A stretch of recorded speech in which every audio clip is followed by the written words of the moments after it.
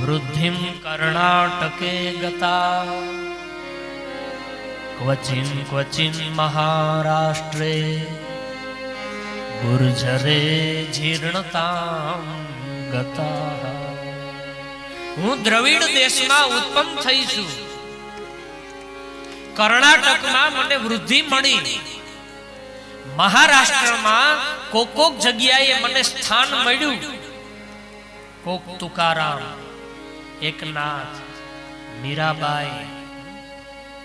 પણ ગુર્જરે જીર્ણતામ ગતા. ગુર્જર પ્રદેશમાં આવીને હું જીર્ણ થઈ. હવે આનો અર્થ બધા એવો કરે છે કે ભક્તિ મહારાણીએ એમ કીધું કે હું ગુજરાતમાં આવીને જીર્ણ થઈ ગઈ. આવું કોઈ દી બની જ ન શકે.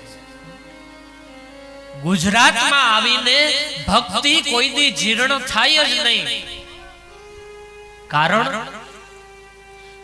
કે ભગવાન કૃષ્ણ સૌથી વધારે સમય જો ક્યાંય રોકાણા હોય તો એ ગુજરાતમાં રોકાણા છે અને આપણી બાજુમાં દ્વારિકામાં રોકાણા છે.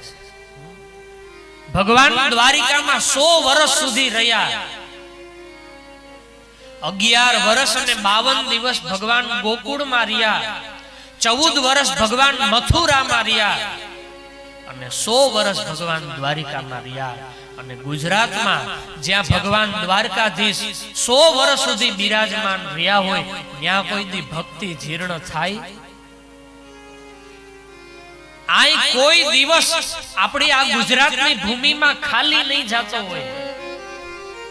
ક્યાંક ને ક્યાંક આવા સપ્તાહના કાર્યો, ક્યાંક ને ક્યાંક યજ્ઞો, ક્યાંક ને ક્યાંક બારપોરા પાઠ, ક્યાંક ને ક્યાંક મંડપ.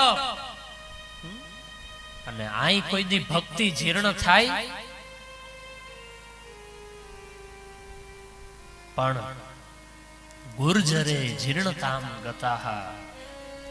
ગુર્જર પ્રદેશ એ પંજાબની બાજુમાં આવેલો એક કિલ્લો છે અને ત્યાં ભક્તિ પહોંચીને ત્યારે એ ત્યાં જીર્ણ થઈ ગઈ. ભક્તિ મહારાણી